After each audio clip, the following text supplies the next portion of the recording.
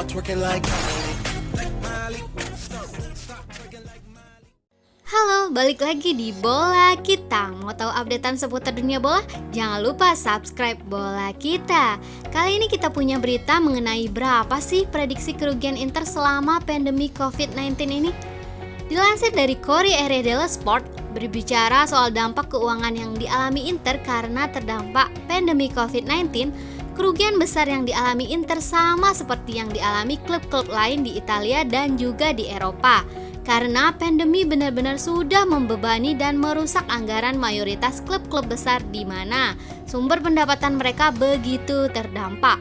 Barcelona dan PSG juga diperkirakan akan mengalami kerugian melebihi 100 juta euro. Laporan merah keuangan ini memang butuh mendapatkan perhatian khusus dari manajemen secara cermat untuk mengevaluasi pilihan di masa depan. Dan bagi Inter, segalanya sudah direncanakan dan akan berjalan mengikuti rencana tersebut.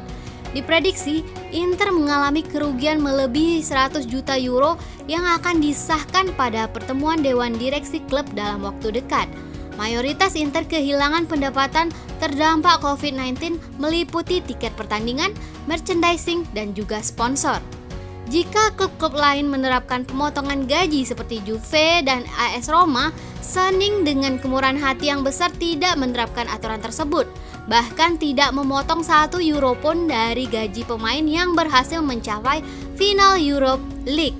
Hingga saat ini, gaji Handanovic dan semua rekan satu timnya telah dibayar penuh untuk musim 2019-2020 yang lalu. Misi untuk terus mendongkrak pundi-pundi klub terus diupayakan Suning. Target terdekat adalah mencari brand besar untuk bisa menggantikan Pirelli, di mana kerjasama Inter dengan perusahaan ban ini akan berakhir dalam waktu dekat. Sementara itu, jurnalis Marco Bilinazzo kala berbicara kepada Radio 24 meyakini Suning tetap tidak akan berhenti berinvestasi di Inter, walaupun ia juga terkena dampak dari COVID-19.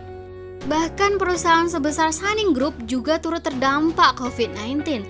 Hal ini tak membuat mereka berhenti untuk berinvestasi di Inter. Namun tentu akan ada lebih banyak kewaspadaan. Itulah kenapa langkah-langkah kehati-hatian perlu ditempuh dalam hal berinvestasi, termasuk di sektor sepak bola. Untuk bisa mencapai level pendapatan seperti Juve dan tim-tim besar Eropa lain, dibutuhkan kerjasama sponsor yang besar untuk mencapainya. Butuh keberhasilan di dalam lapangan. Pandemi COVID-19 benar-benar memberi dampak yang buruk kepada keuangan klub-klub di dunia. Hal itu terlihat dari tak banyaknya dana yang dihamburkan mayoritas tim-tim di dunia.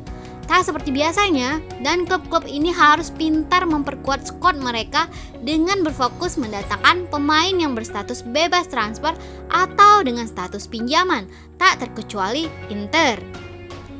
Melalui BP Marotta dan Piero Ausilio, kubu Nerazzurri mencoba memperkuat diri dengan meminimalisir menghamburkan dana yang terlalu besar, yang sejalan dengan rencana yang ditetapkan pihak klub. Inter hanya mengeluarkan dana 1,5 juta euro untuk memboyong 3 pemain secara permanen, yakni Alexander Kolarov, Alexis Sanchez, dan Arturo Vidal. Dalam waktu dekat juga akan ada Matteo Darmian yang merapat, namun menunggu penjualan Antonio Candreva yang kian dekat menuju Sampdoria. Jurnalis Matteo Barzaghi berbicara kepada Sky Sport menganalisis kedatangan Arturo Vidal ke Inter. Tak diragukan, ini adalah pembelian bagus dari Inter dan bagi Antonio Conte yang sudah sangat mengenalnya. Inter praktis hampir tak mengeluarkan sepeser pun untuk mendatangkan Kolarov, Vidal dan mempermanenkan Sanchez untuk memperkuat skuad yang ada saat ini, yang sejalan dengan aturan yang diterapkan klub di bursa transfer kali ini. Oke, itulah tadi sekilas info mengenai kondisi keuangan Inter yang terkena dampak pandemi. Untuk mengetahui berita updatean yang lain, silahkan kalian subscribe sekarang juga.